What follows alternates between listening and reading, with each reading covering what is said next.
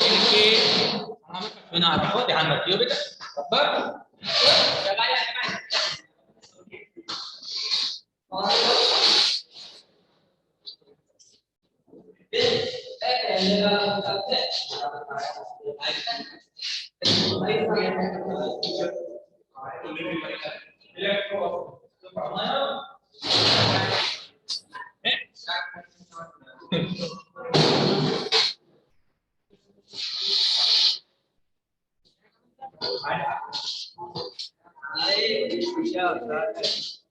Sir Krishna जवाब देने के तो भी चेक करो वाला नाम में खड़ा रहो पापा कह रहे हैं यार खाली सामान का ही हुआ है क्या कि पापा कह रहे हैं यहां पे चुनाव में वैसे कौन कब बन जाओ कोई ना वो कह रहा हूं तो कह तेरे पापा कह रहे थे यहां आसपास को कह रहे हो कोई दिक्कत ना है वो बाहर के कह रहे हो जाके पापा ही कह रहे हैं और इनके संग डोल भी चले इस बात में मूड मार देंगे कि पढ़ने पर ध्यान दो, ठीक है। ये काम बीए वाले बच्चों का है, तुम्हारे का इनका टाइम ना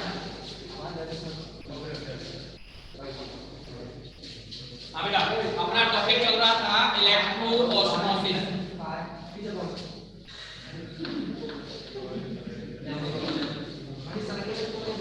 इलेक्ट्रो ऑस्मोसिस अपना चल रहा था। अरे लिख तो रखो पीछे भैया मेरे समझदार हो रहे हैं खुल्लड़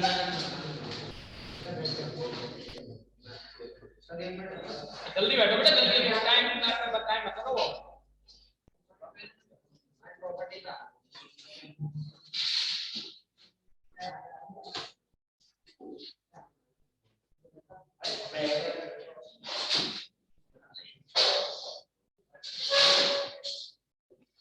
देखो कल आपको बताया था जब हम इलेक्ट्रोफोरेसिस की बात करते हैं तो कोलॉइडल पार्टिकल्स एक इलेक्ट्रोड की तरफ मूव करते हैं।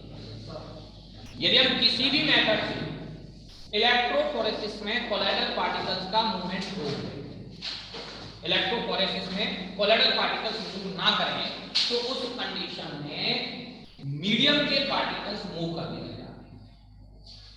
और इसी प्रॉपर्टी को हम क्या कहते हैं? इलेक्ट्रोफोरेसिस। हम क्या करते हैं?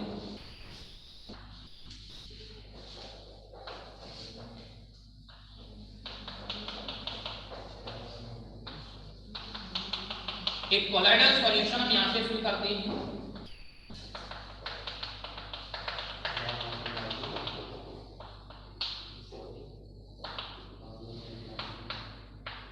ये क्या है?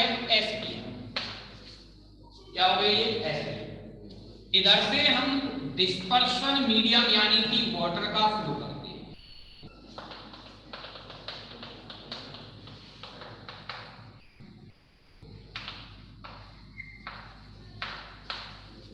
सेम कंडीशन इधर डिस्पर्शन मीडियम है,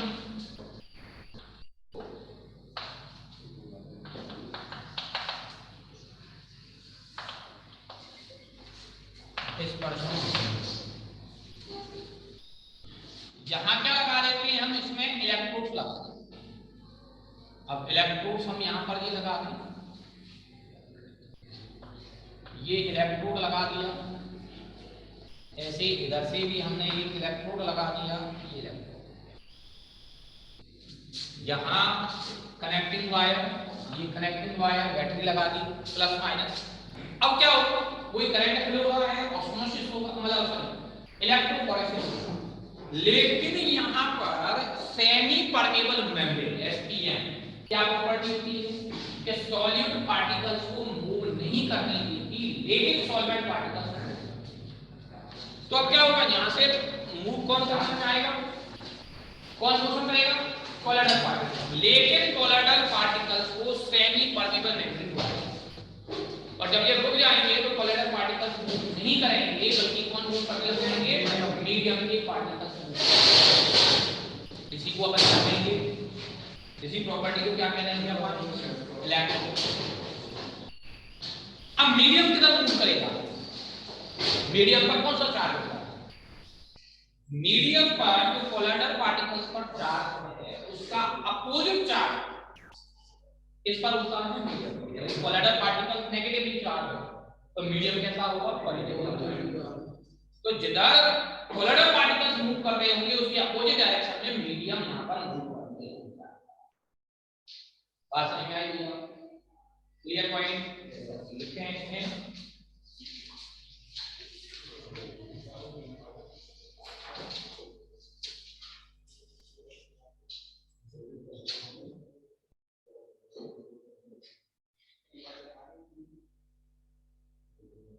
ड्यू टू इंडक्शन, इसी इलेक्ट्रोऑस्मोसिस चल रहा है ना, कल आपको डायरेक्ट वो लिखा दी, डेफिनेशन लिखा दी, तो उसके बाद पैराग्राफ चेंज कर लेते हैं।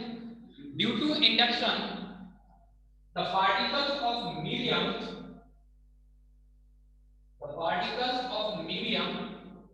have charge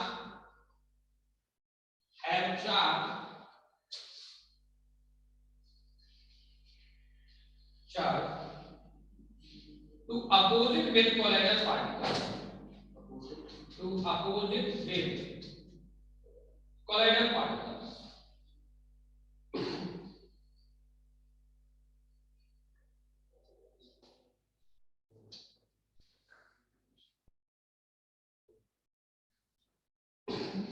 If the colloidal particles are stopped,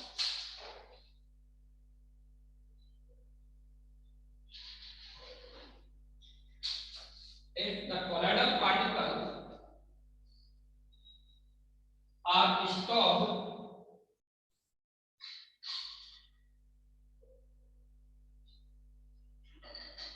to migration towards one electrode side, to migration towards one electrode side,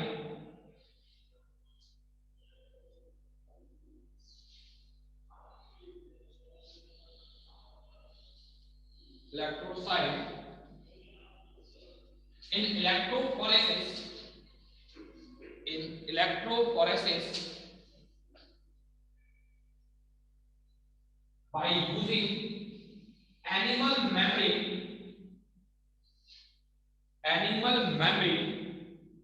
or parchment paper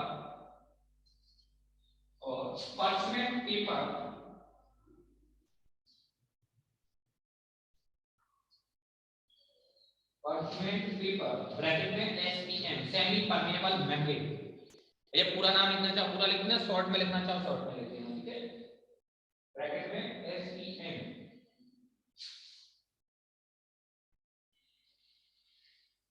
then the particles of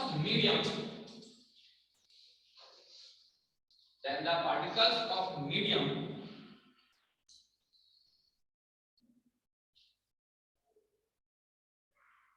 take part in electrophoresis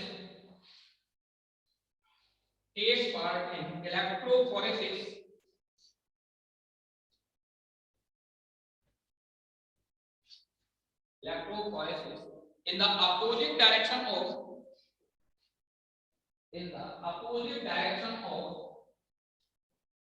colloidal particles. Opposite direction of colloidal particles.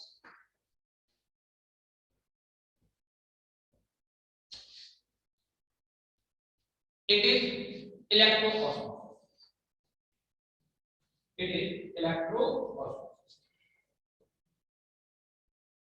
ठीक है बेटा।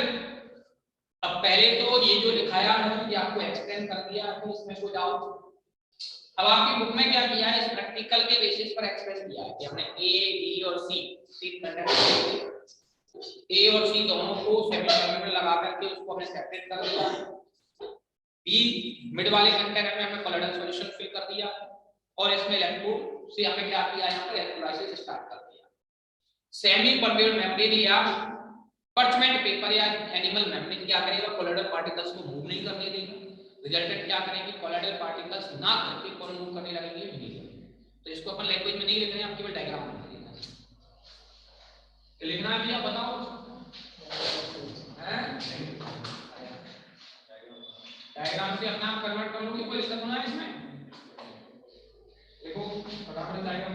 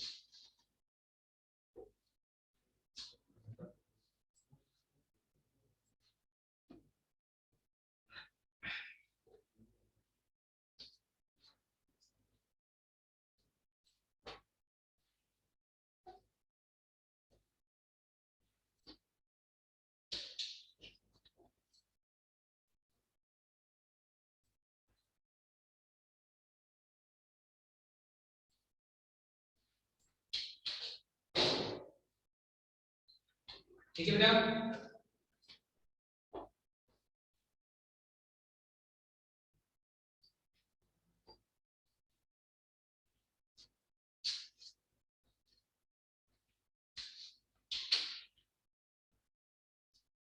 Next, charge on colloidal particles. Charge on colloidal particles.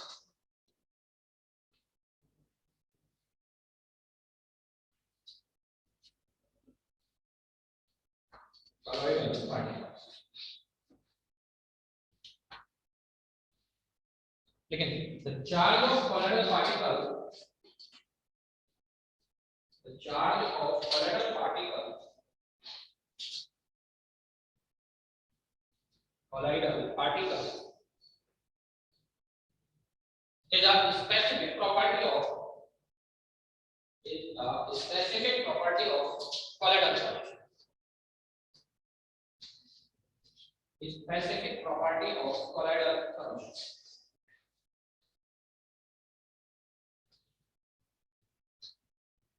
Colloidal solution. The colloidal particles may be positive or negatively charged. May be positive or negatively charged.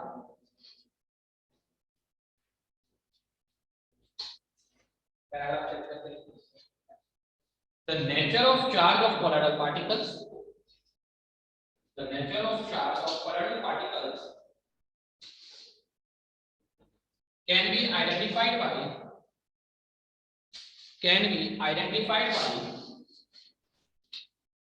electrophoresis. Can be identified by electrophoresis because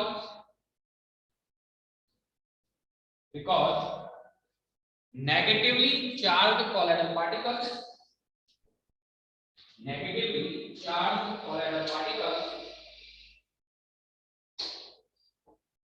particles move towards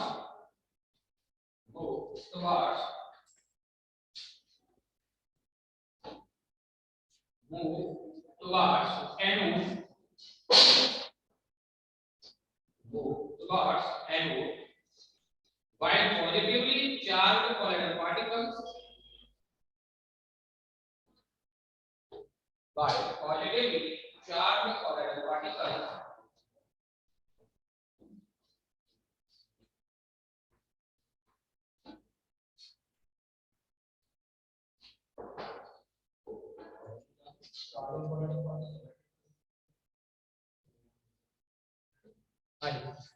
Move toward positively charged colloidal particles move towards center.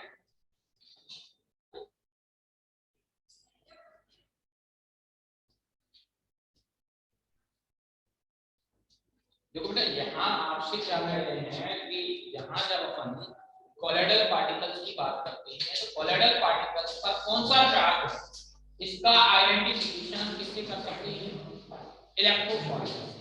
यदि कोई colloidal particles की तरफ move कर रहा है anode की तरफ तो इसका मतलब उसका कौन सा चार्ज है नेगेटिव और यदि कोई पॉजिटिव कैथोड की तरफ कर रहा है तो उसका पॉजिटिव। ठीक है, अब यदि हम कोलोइडल चार्ज पर मतलब रीजन देखें कोलोइडल पार्टिकल्स पर कैसे चार्ज आता है तो पहला हम क्या कहते हैं कि जब हम कोलोइडल मिल का यूज करते हैं ग्राइंडिंग करते हैं किसकी कोलोइडल पार्टिकल्स को ग्राइंड करके हम कोलोइडल सॉल्यूशन ऑब्टेन करते हैं या फिर आपको याद हो हमने सस्पेंस पार्टिकल से कोलोइडल सॉल्यूशन बनाया जिसको हमने क्या बोला था मल्टी मॉलिक्यूलर। तो वहां क्या हो जाता है फ्रिक्शन डेवलप होता उन पार्टिकल्स के बीच में और फ्रिक्शन की वजह से इसमें क्या आ जाता है चार्ज। पहला पॉइंट तो क्या है कि इसमें फ्रिक्शन की वजह से इसमें क्या आ जाएगा चार्ज।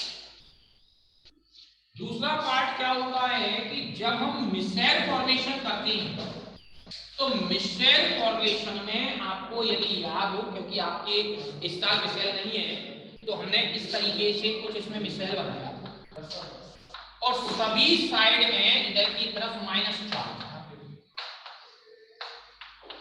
इस तरीके से। तो ये सभी पर एक साथ चार्ज था आउटसाइड में तो उससे क्या हो जाता है वहां पर कोलोइडल पार्टिकल्स चार्ज। तीसरा क्या था braiding arc method electro dispersion method या फिर braiding arc method.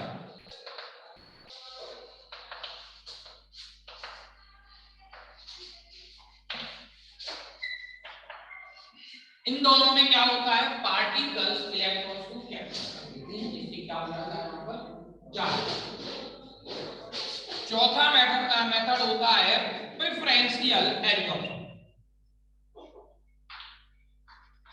Adsorption of ion and formation of electrical double layer structure.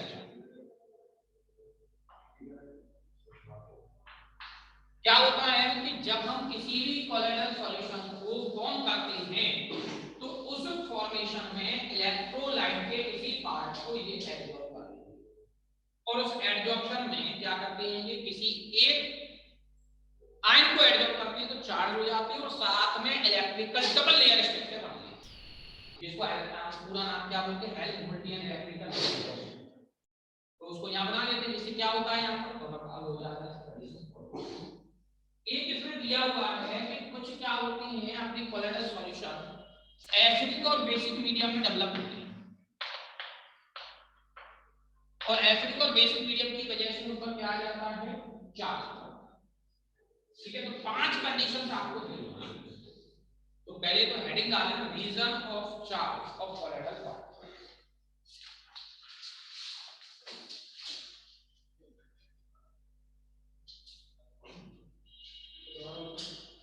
Reason of charge of colloidal particles.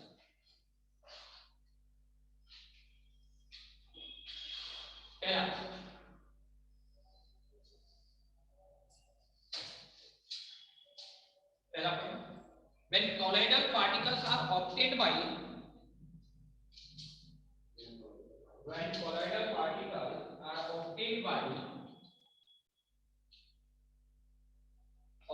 by grinding of suspension particles, grinding of suspension particles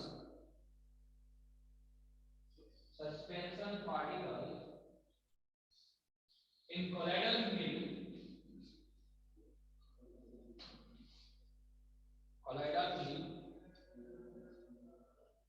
then these particles get charged due to friction. Then these particles get charged due to friction.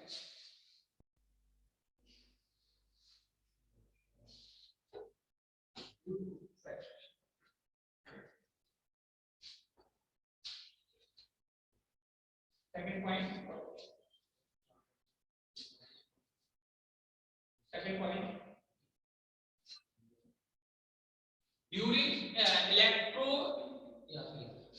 During formation of missile,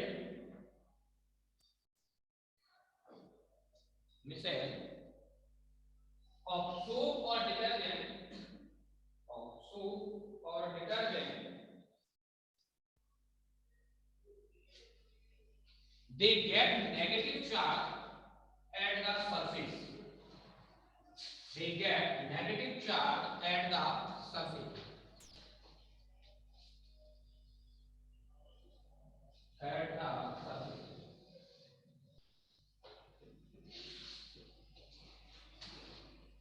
हाँ जी, second point में कोई problem? First point second point दोनों में कोई problem? Third point, during electro dispersion or Bragg arc method,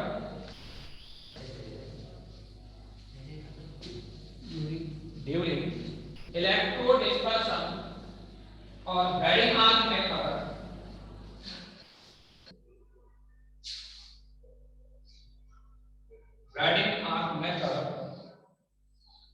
particles get charged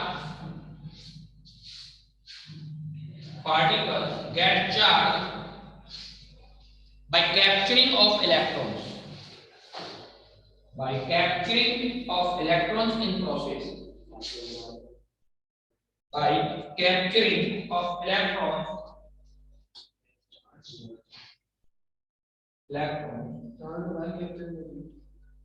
in process.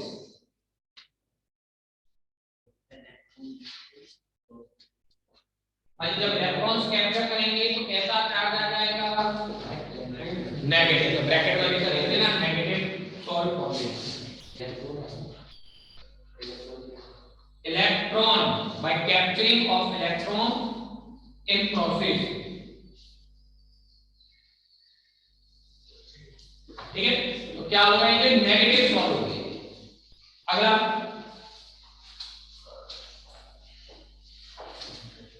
the main region of charge of colloidal particles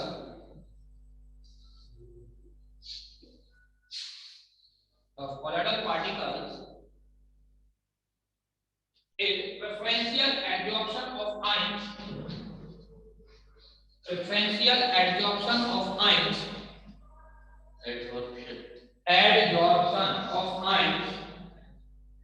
of electrolyte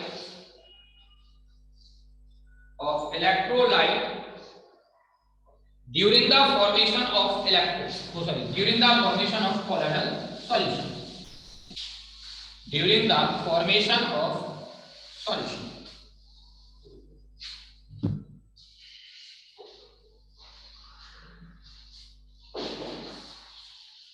paragraph change करके लिखना इसमें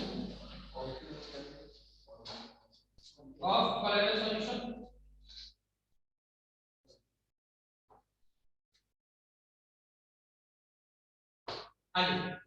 Paragraph change करके when colloidal solutions are formed by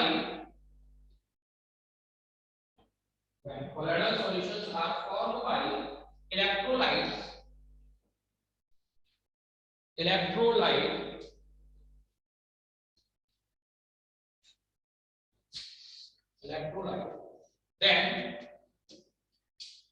then these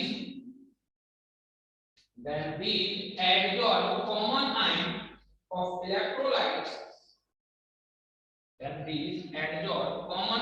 of electrolytes at the surface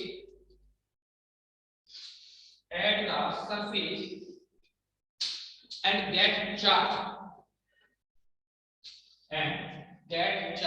देखो भैया इसको example से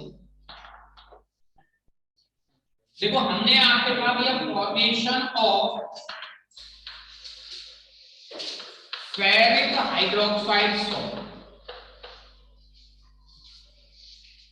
ठीक है, कैसे बनाते हैं हम फेरिक हाइड्रोक्साइड का सॉल्ट?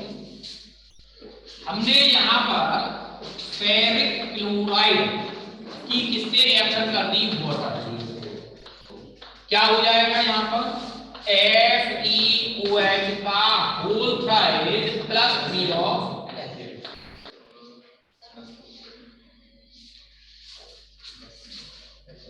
क्या बनेगा? फेरिक हाइड्रोक्साइड का सॉल्ट। अब होता क्या है कि जब हम इसको प्रिपेयर करते हैं, आपको शुरुआत में भी एक सेंटेंस बोला था जब हम प्यूरिफिकेशन कर रहे थे कि कोलाइडल सॉल्यूशंस में यदि आपने इलेक्ट्रोलाइट मिला रखा है तो कोलाइडल सॉल्यूशंस अनस्टेबल होगा, लेकिन यदि आपने पूरा कोलाइडल इलेक्ट्रोलाइट बाहर निकाल दिया तो भी वो अनस्टेबल होगा। इलेक्ट्रोलाइट की थोड़ी सी मात्रा, थोड़ी सी क्वांटिटी कोलाइडल सॉल्यूशंस की स्टेबिलिटी के लिए रेस्पॉन्सिबल होगी। तो वही हम बात कर रहे हैं कि यहाँ जब हम इसको प्रिपेयर करते हैं तो इसमें फेरिक क्लोराइड की कुछ क्वांटिटी रह जाती है और फेरिक क्लोराइड की कुछ क्वांटिटी में से ये जो सॉल्ट बना है ये कॉमन आयन को एब्जॉर्ब करता है। कॉमन आयन कौन सा? आयन। तो क्या करेगा जी? केवल Fe आयन को एब्जॉर्ब कर लेगा कुछ इस, और ये कौन सा चार्ज बन गया? कौन सा पार्टिकल बन गया? पॉजिटिव सॉल्ट हो गया। कौन सा चार्ज आ गया इस पर? पॉजिटिव। क्लियर भैया? एग्जांपल दूसरा देखिए अपन, formation of AgI salt. AgI salt हम क्या करते हैं कि AgNO3 की रिएक्शन Ai से करते हैं। क्या बन जाता है इसमें? AgI और KNO। इसमें फर्स्ट पॉइंट हमने मान लिया एक्सेस ऑफ Ag। हमने किसका एक्सेस मान लिया? यहाँ Ag का मतलब कुछ क्वांटिटी इसकी रिमेनिंग रह जाएगी Ag की, तो AgI किससे रिएक्शन करेगा? AgN। ये कॉमन आयन कौन सा है? Ag। तो अब ये किसको एब्जॉर्ब करेगा? Ag को एब्जॉर्ब करेगा और कौन सा चार्ज आ गया? पॉजिटिव। कौन सा हो गया? ये पॉजिटिव। यदि हमने सेकंड कंडीशन ये मान ली कि हमने एक्सेस किसका ले लिया? Ki, तो अब AgI क्या होगा? Ki से रिएक्शन करेगा AgI डॉट I माइनस यानी कि नेगेटिव सॉल्ट। तो किस पर डिपेंड किया है कि कौन सा यहाँ पर इलेक्ट्रोलाइट प्रेजेंट है, और जो इलेक्ट्रोलाइट प्रेजेंट है उस इलेक्ट्रोलाइट के कॉमन आयन को ये एब्जॉर्ब करेगा। क्लियर?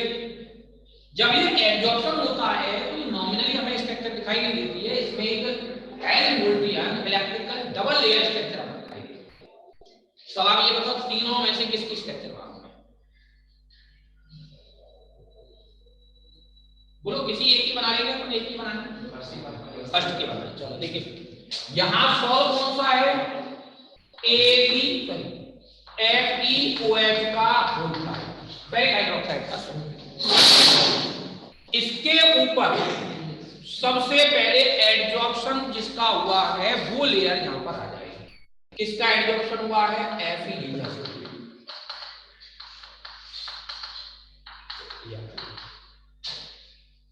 उसके बाद इसके ऊपर एक और लेयर आएगी, और वो कौन सी आएगी? जो दूसरा आयन है इलेक्ट्रोलाइट का उस Cl।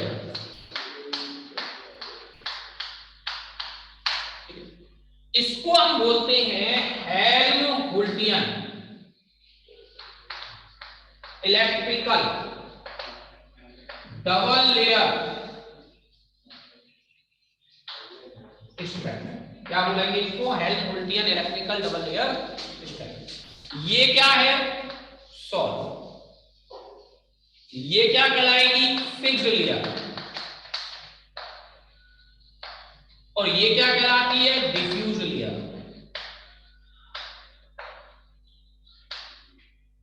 Salt fixed layer, fix रहेगी इस पर।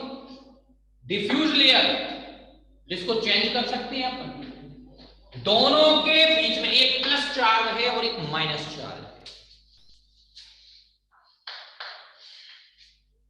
कौन सा पॉजिटिव है, कौन सा नेगेटिव है? Positive negative. पॉजिटिव नेगेटिव नहीं ये नहीं, इधर वाला पॉजिटिव है, कौन सा? इधर वाला। ये वाला क्यों? मैं तो इसको पॉजिटिव बोल रहा हूँ। सर आप कुछ भी बोल रहे हैं। अरे कोई रीजन तो होगा कि इसको पॉजिटिव बोला कि वैसे ही साइंस पढ़ रहा है कि वो आर्ट्स पढ़ रहा है? सर साइन के अकॉर्डिंग तो ये पॉजिटिव है। तो साइन के अकॉर्डिंग इसी को पॉजिटिव क्यों माना है भाई? ये बड़ा है ना सर। ए यार फिर क्या कैसे बताऊं? गलत। एनोड होगा ये, एनोड को कैथोड होगा उसी हाँ भैया नेताजी बहुत सा मतलब ये ले यार। कोशिश हम लोग करेंगे तो। हाँ बेटा आप ये पॉजिटिव क्यों? मैं तो इसको पॉजिटिव मानूंगा, बताओ भैया कोई भी भैया। नेगेटिव से इलेक्ट्रॉन्स जाते हैं, पॉजिटिव से जाते हैं। ये कोई मतलब नहीं। देखो रीजन क्या होता है, आपने एक ही डेफिनेशन पढ़ी हो पोटेंशियल की। हाँ नेगेटिव वाले में नंबर ऑफ इलेक्ट्रॉन ज्यादा होंगे उसको कम होगा। इलेक्ट्रॉन से मीनिंग नहीं होता है। तो आप कोई ना देखो तो डेफिनेशन क्या पढ़ी थी आपने कि किसी भी यूनिट पॉजिटिव चार्ज को जब हम इंफिनिटी से इलेक्ट्रिक फील्ड में लाते हैं तो जो वर्क हमें करना पड़ता है उसको हम क्या कहते हैं? पोटेंशियल।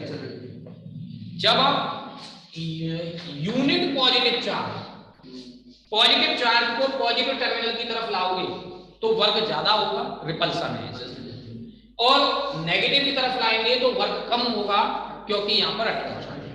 तो यहाँ ये जो लाइनिंग इंडिकेट की जाती है ये बताती हैं कि इस एंड का पोटेंशियल ज्यादा है और इस एंड का पोटेंशियल कम। ये लाइन वैसे नहीं बनाई, इन लाइनों का मतलब है पोटेंशियल इंडिकेट कर रहे हैं। तो यहाँ पोटेंशियल ज्यादा है इसलिए बड़ी लाइन आ रही है, और पोटेंशियल किस पर ज्यादा होगा? पॉजिटिव एंड की तरफ, इसलिए पॉजिटिव अपन इसको जरूरी थोड़ी है पॉजिटिव चार्ज में नेगेटिव लाइन तो इस पर पोटेंशियल डेफिनेशन पॉजिटिव के रिगार्डिंग है। आपने पोटेंशियल के लिए डेफिनेशन पढ़ी होगी तो डेफिनेशन जो वहां दी गई है, पोटेंशियल जो आपको बताया गया है तो केवल यूनिट पॉजिटिव चार्ज के रिगार्डिंग बताया है। ठीक है, बात क्लियर है? तो कुल मिलाकर के एक यदि पॉजिटिव टर्मिनल है और एक नेगेटिव टर्मिनल है तो दोनों के बीच में पोटेंशियल डेवलप होगा। ऐसे यहां भी एक पॉजिटिव है एक नेगेटिव है तो फिक्स है कि इन दोनों के बीच में भी पोटेंशियल डेवलप होगा। और इस पोटेंशियल को क्या कहते हैं हम? Zeta potential. कौन सा पोटेंशियल कहेंगे? जीटा पोटेंशियल, या दूसरा नाम इलेक्ट्रोकाइनेटिक इक्विलिब्रियम पोटेंशियल। ठीक है, दोनों ही नाम है लेकिन जनरली ये पूरा नाम बहुत कम यूज करते हैं इलेक्ट्रोकाइनेटिक वाला, ज्यादातर नाम कौन सा यूज करते हैं? जीटा पोटेंशियल यूज करते हैं। ये इलेक्ट्रिकल डबल लेयर स्ट्रेंथ कि जब एडिशन होता है, प्रेफरेंशियल एडिशन होता है तो क्या हो जाता है? यहां पर इस तरीके से चार्ज का एडिशन हो जाता है जिसकी वजह से इस पर क्या आ जाता है? चार्ज। बात क्लियर हुई? अब लिख लो इसको।